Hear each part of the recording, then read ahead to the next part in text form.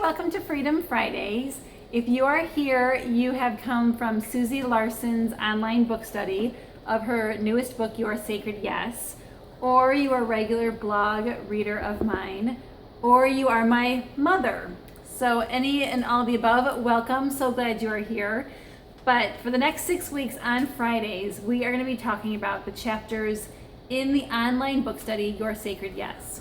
Now, if you're coming here from the book study, you've already gotten the emails on Monday and Wednesday, and then the email from me today. If you are new to here, go online to susielarson.com and sign up for the book study. And go to Barnes & Noble, and is it Barnes & Noble? Barnes & Noble, right? Yeah. Go to Barnes & Noble and order Your Sacred Yes by Susie Larson. It is an amazing book, and we are going to be kind of hashing through all the group questions and the personal questions, and Fridays are when I get to invite you to join the conversation. So you can go over to my Facebook page, and today we actually have the amazing privilege of talking to Jody from the videos about how she kind of is wrestling with her sacred yes for God. And she's going to be answering some questions. She's got 4 boys, 19 to 13, so she has a wealth of information of practicality and theory that just helps anybody and any woman in any stage of their life. One thing, a little fun story I want to teach you, not really teach you, tell you. It's actually me being kind of vulnerable and open here. In chapter 2, it talks about when I move too fast. And this is just a little story to connect it to my life. One of the things Susie says is, when we move too fast, we make a habit of taking detrimental shortcuts, which over time costs us greatly. For example, when the rule rather than the exception becomes, and the first one is fast food diets instead of healthy food. Okay, so a funny story.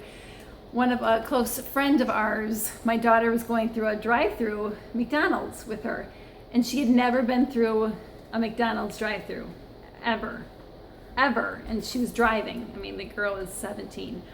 So she did not know when they said, go to your first window. She was thinking in her head, the first window is the one in front, way in front, and not the first window you go to.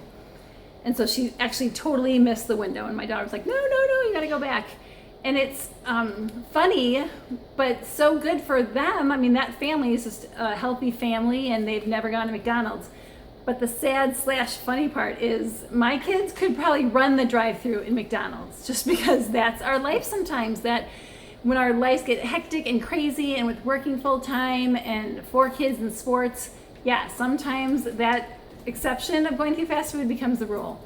So I'm just here to say it's okay if you know exactly which window is in the drive-through, but by going through this material, we're hoping that we can just have some good practical tips that will help us, that our sacred yeses will get us out of the humdrum of that kind of stuff and really give the glory back to Jesus.